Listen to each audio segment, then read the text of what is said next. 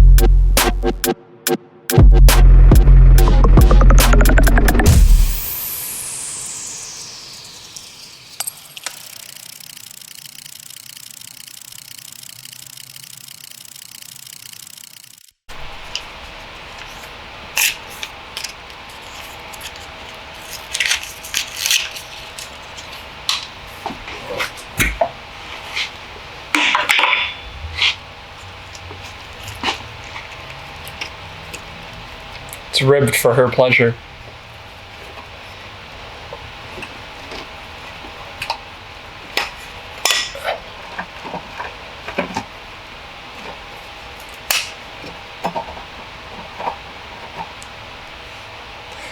That actually worked way too fucking well. I'm not gonna lie, like, that worked way too well. Wow.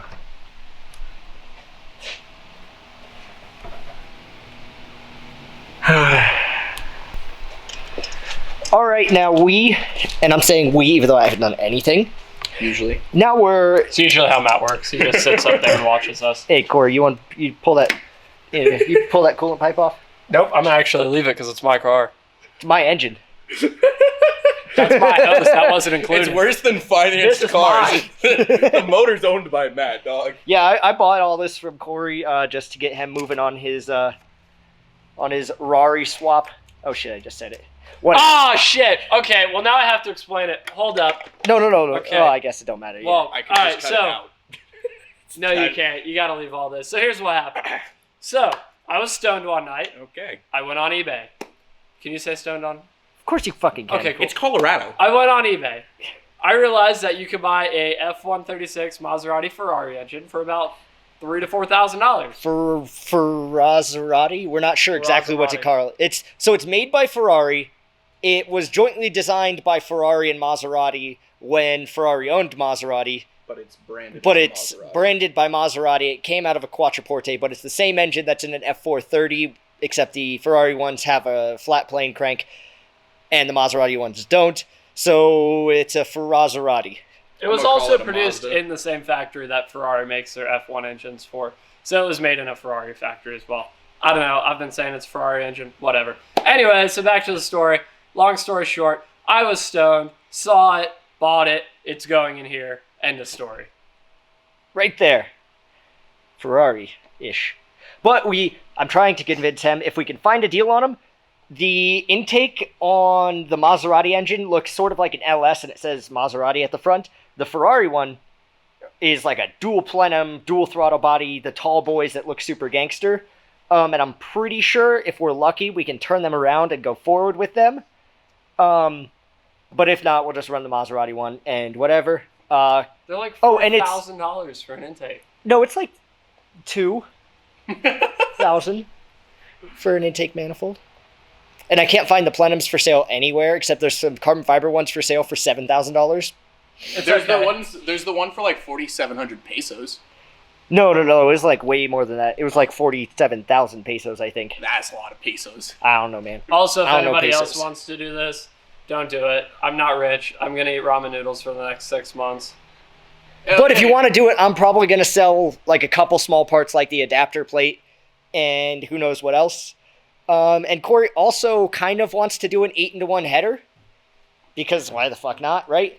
So if we do that, we'll get rid of the radiator up here and put it out back.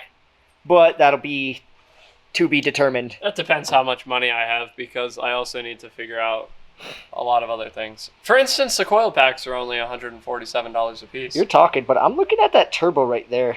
Kind of want to put that on one of my cars. Shit. Anyways. But yeah, also with the motor, we're going to be doing a standalone, maybe a Hall Tech. It needs to be able to handle a lot of cylinders, just 8 cylinders, and probably be drive-by-wire. So... We're trying to cable. Huh? I want to convert it to just a LS throttle body. Oh, okay. Yeah, we may just convert it to LS throttle body. That would work too. But yeah, we're going to do a standalone. So I forgot where I was going with that. But yeah, we'll be doing a standalone. Oh, the coil packs and even stuff as far as the crank angle sensors, anything like that, we can pretty much, to an extent, use what we want. Same thing with the throttle body. If we do an LS throttle body, we can use the LS TPS. And anything like that will save us money because this is going to be expensive. And the less Ferrari parts we use, the better. Because even though it's a Maserati engine, it still uses Ferrari parts. And they're going to be expensive. Which is why, same thing with this car, I am using as few Porsche parts as I possibly can. And that's going to save me money there. So, 1 unreliable engine. 2 unreliable engine. Hey, Matt. 2 of them. 3 unreliable engine.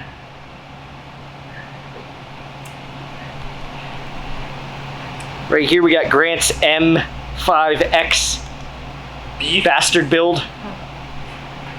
Gotta add the B30 so I can do that. It's not going to be faster than me, though. Sir? It might be. His car will probably be faster than my shit. Ferrari, this car. Now with the engine out of the car, I can kind of start to see what's going on. The front radiator is going to be mostly good as far as I could tell, as far as the front to back clearance. Siki offers these rack bushings that move the rack left to right, which will give us a little bit more clearance if we're going to run the headers right through there. Over here we got plenty of room, so that should be fine. With the dry sump oil pan, we may have to lower the front subframe to clear the oil pan, even though it looks like it's about that tall, but we're going to have to run the oil pan over all this stuff.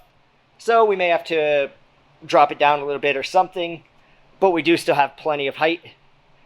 And you can also see Cory's rocking some PBM, just the full PBM angle kit.